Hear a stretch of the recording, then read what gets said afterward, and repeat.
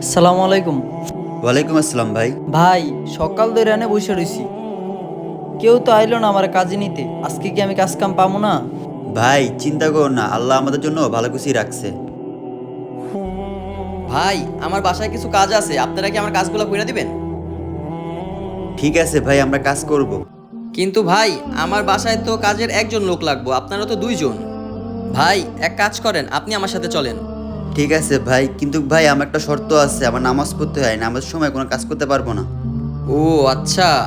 ভাই, আপনি এক কাজ করেন, আমার নিয়ে চলেন। আমি নামাজ টামাজ পড়ি না, আপনার কাজ আমি মন দিয়ে করবো। না ভাই, আমি তোমাকে নিতে পারবো না।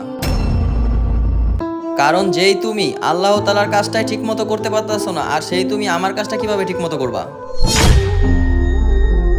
আসলে ভাই, এমন মানুষ পাওয়া খুবই ভাগ্যের ব্যাপার, যে কিনা কাজ রাইখা আল্লাহ তাআলাকে বেশি সম্মান করে। এক কাজ করেন ভাই, আপনি আমার সাথে চলেন, আসেন।